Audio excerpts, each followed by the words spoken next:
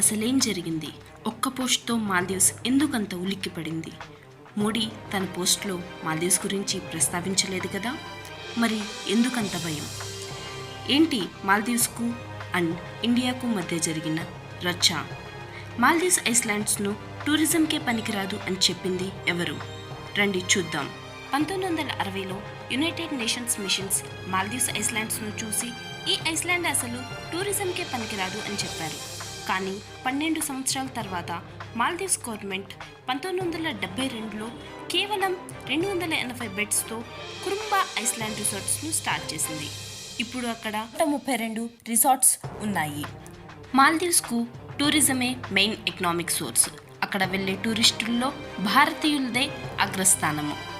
మాల్దీవ్స్ భారతదేశానికి అతి దగ్గరలో ఉంటుంది కాబట్టి ఎక్కువ మంది భారతీయులు మాల్దీవ్స్కి వెళ్తూ ఉంటారు. ఇదంతా బాగానే ఉంది. మరి భారతదేశానికి మాల్దీవ్స్కు మధ్య ఇష్యూ ఎక్కడ స్టార్ట్ అయింది? జనవరి 4న లక్షద్వీప్ను సందర్శించడానికి ప్రధానమంత్రి మోడీ వెళ్ళారు. అక్కడ ఫొటోస్ను సోషల్ మీడియాలో షేర్ చేశారు. ఆ ఫొటోస్ చూసిన చాలామంది భారతీయులు ఇతర దేశాల ప్రదేశాల కంటే లక్షద్వీప్ను సందర్శించాలని అన్నారు. అంతేకాకుండా ప్రధానమంత్రి మోడీ కూడా లక్షద్వీప్ను సందర్శించాలని సూచించారు. ఈ ట్వీట్ చూసిన మాల్దీవ్స్ మంత్రి మరియం షియూనా ప్రధానమంత్రి మోడీపై అభ్యంతరకరమైన ట్వీట్ చేశారు. భారత్ను విమర్శించి లక్షద్వీప్ను చిన్నచూపు చూశారు. వాటిని అనుసరించారు మాల్షా షరీఫ్ మరియు మహజూమ్ మాజిద్.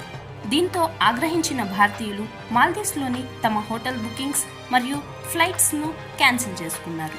దాదాపు 10,500 హోటల్ బుకింగ్స్ మరియు 5,520 ఫ్లైట్ టికెట్స్ క్యాన్సిల్ అయ్యాయి. దీంతో అప్రమత్తమైన మాల్దీవ్స్ ప్రభుత్వం ప్రధాని అయిన ముయిజ్జు భారత్ మరియు ప్రధానమంత్రి మోడీపై వివాదాస్పద వ్యాఖ్యలు చేసిన ముగ్గురు మంత్రులు మరియం షియూనా, మాల్షా షరీఫ్, మహజూమ్ మాజిద్ను సస్పెండ్ చేశారు. ఈ కంటెంట్ మీకు నచ్చినట్టయితే please like, share and subscribe to my channel.